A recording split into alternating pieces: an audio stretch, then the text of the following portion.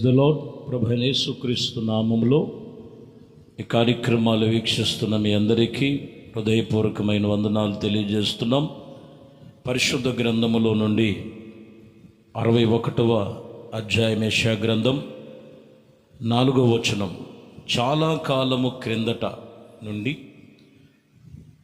పాడుగానున్న స్థలములను వారిని కట్టెదను, పూర్ణమైన పాడైపోయిన స్థలములను కట్టెదను, పాడైపోయిన పట్టణములను నూతనముగా స్థాపించదను, తరతరముల నుండి శిథిలమైపోయినటువంటి పురములను బాగు చేసేదను.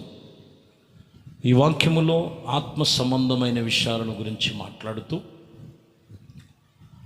పాడైపోయినటువంటి ఆత్మీయ జీవితం, వ్యతిరేకమైన జీవితాలలో పడైపోయినటువంటి స్థితి తిరిగి మరలా నేను నూతనవిగా స్థాపిస్తానని వాక్యం చెప్తున్నమాట.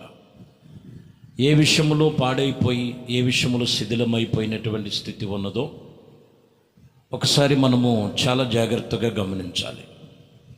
విలాపి వాక్యములలో 3వ అధ్యాయము 23వ వచనములో, అనుదినము నూతనముగా ఆయన నీకు వాత్సల్యతను పుట్టించున్నది, ఎంతైనా నమ్మదగిన దేవుడు.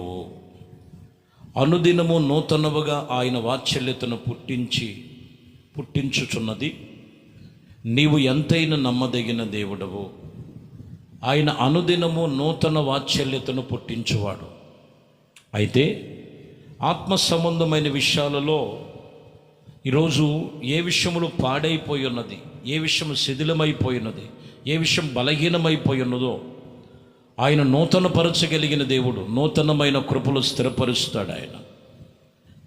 కీర్తన గ్రంథములు దావీదు అంటారు, నూతనపరచబడటం అంటే ఒక క్రొత్తదనాన్ని చూస్తుంటారు లోకములో. క్రొత్తదనం అనేది అది కానే కాదు. ఇక్కడ మనం చూస్తే దేవుని యొద్దకు వచ్చి దావీదు ప్రార్థన చేస్తున్నారు. 51వ అధ్యాయం 10వ వచనములు, దేవా నా యందు శుద్ధ హృదయము కలుగు చేయుము, నా అంతరంగము స్థిరమైన మనస్సు నూతనముగా పుట్టించు. శుద్ధమైన హృదయము నాకు కలుగు చేయి, నా అంతరంగము తిరిగి మరలా నూతనంగా పుట్టించు. దేవుని సన్నిధిలో నూతనమైన ఆత్మచేత నూతనమైన మనస్సుగా కట్టబడాలి. లేఖనాలు చెప్తున్న మాటలు అవే.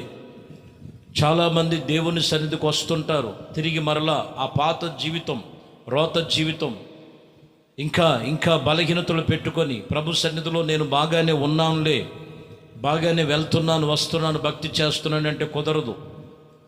ఎప్పటికప్పుడు నూతనమైన మనస్సు, నూతనమైన బుద్ధి, నూతనమైన స్థిరముగా పుట్టించమని ప్రభు సన్నిధులు అడుగుచున్నారు. ఎందుకంటే మనసు చాలా ప్రాముఖ్యమైనది.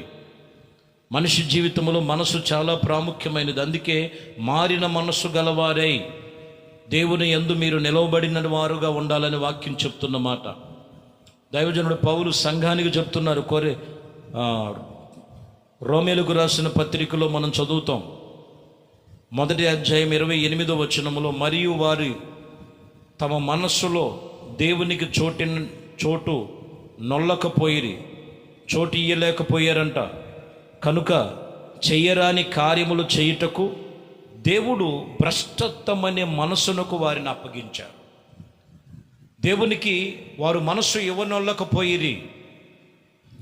దేవుని భయభక్తులు కలిగి ప్రభుతో నడుస్తున్నానని చెప్తున్నారు. దేవునికి మనస్సుని ఇవ్వకపోతే, కాని పనులు కాని పరిస్థితుల మధ్యలో పడిపోతే వాళ్ళని భ్రష్టత్వం అనే మనసుకు అప్పగిస్తాడని వాక్యం చెప్తున్నమాట. కాబట్టి ఇదిగో దేవుని సన్నిధిలో నూతనముగా మరలా స్థాపించదను. ఏ విషయంలో పాడైపోయినట్లుగా మనసు పాడైపోయి, హృదయం పాడైపోయి, సర్వశరీరం పాడైపోయి, అంతరంగము దేవుని సన్నిధిలో సరైనటువంటి అనుభవం లేకపోతే, ఆ సర్వోన్నతుడైన దేవుని సన్నిధిలో నీవు నూతనవిని చూడలేవు, క్రొత్తదనాన్ని చూడలేవు, ఘనకార్యములు నువ్వు చూడలేవు. ఆయన నీకు నూతన వాత్సల్యతను పుట్టించువాడు ఆయన. కాబట్టి ఇక్కడ ఏం కలిగి ఉండాలంటే తిరిగి మరలా నీ మనస్సులో ప్రభువుకి చోటు ఇవ్వాలి. ఎందుకంటే కొరింథీ సంఘముతో 2 కొరింథీలకు రాసిన పత్రిక 11:2లో మనం చదువుతున్నాం, దైవాశక్తితో మీ ఎడల ఆసక్తి కలిగి ఉన్నాను. ఎందుకనగా పవిత్రురాలైనటువంటి కన్యకగా ఒకే పురుషునిగా అనగా క్రీస్తునకు ఇదిగో సమర్పింపబలని మిమ్మల్ని ప్రధానము చేసి తినని కానీ సర్పము తన కుయుక్తి చేత అవని మోసపుచ్చినట్లు మీ మనసును చెరుపబడినేమో. క్రీస్తు ఎడల మీకున్న సరళత నుండి ఇదిగో అపవిత్రత నుండి పవిత్రమైనటువంటి వాటి నుంచి అపవిత్రతలోనికి తొలగిపోయి అని నేను భయపడుతున్నానని దైవజనుడు చెప్తున్నాడు. అవనే మోసపుచ్చినది సర్పము. ఎందుకంటే కుయుక్తి చేత సరళత నుండి మొదట ఉన్న ఆసక్తి ఈరోజు చాలామందిలో లేదు. మొదట ఉన్న ప్రార్థన వారిలో లేదు. మొదట ఉన్నటువంటి దేవుని మందిరములో గడిపేటువంటి సమయము లేదు. అందుకని ఇక్కడ అంటున్నటువంటి విషయములు నీ మనసులో నూతనముగా పుట్టించాలి, నూతనంగా స్థాపించబడాలి. నీ సరళత అనగా దేవుని యందు ఆసక్తి తగ్గిపోకూడదు. దేవుని యందు భయభక్తులు కలిగి మనం నడుచుకునే విషయంలో జాగరూకులై ఉండాలి. ప్రియమైన దేవుని బిడ్డలారా, వాక్యము చెబుతున్నటువంటి సత్యం ఇది. ఈ మాటలను బట్టి ప్రభు మాట్లాడుతున్నటువంటి మాటలు మీకున్నటువంటి ఆసక్తిని ఎక్కడ విడిచిపెట్టద్దు. మనసును దేవుని మీద నిలుపుకో.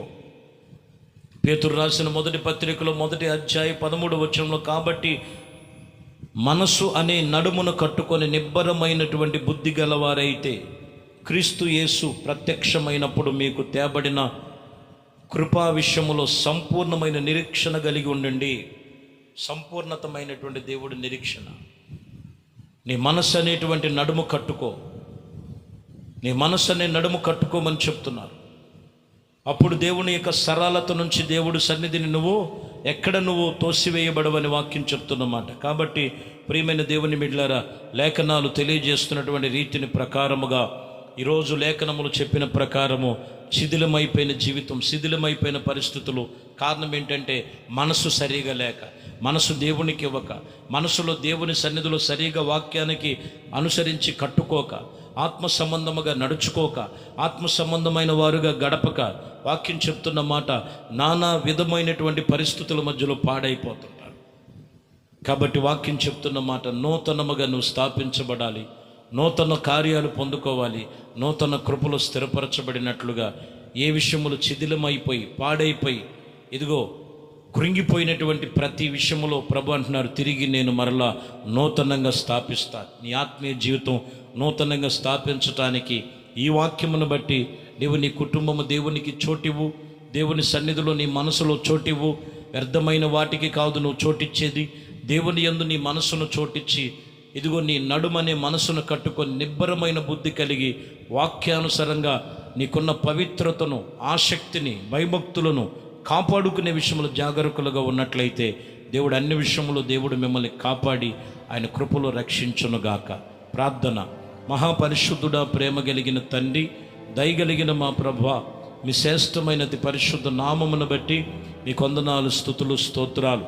ఈ ఉదయకాలము ఇదిగోనైనా ఏ విషయములు శిథిలమైపోయినా ఆ పరిస్థితులు, వెనకబడిపోయిన స్థితులు, కృంగిపోయిన స్థితులు తిరిగి లేపుతానని, నూతనంగా స్థాపిస్తానని చెప్తున్నాం ప్రభు. అట్టి స్థితులు ప్రతి ఒక్కరిని లేపుటకు వారి మనస్సు మీ మీద నిలుపుకొని ప్రార్థించేవారుగా ఆత్మ సంబంధముగా నడుచుకునే కృపలు స్థిరపరచమని, మహిమ, ఘనత, ప్రభావాలు మీకే పొందుకోమని యేసుక్రీస్తు నామములో ప్రార్థించి వేడుకొనుచున్నాము తండ్రి. ఆమేన్. ప్రభు మిమ్మల్ని దీవించి ఆశీర్వదించునుగాక. ఆమేన్.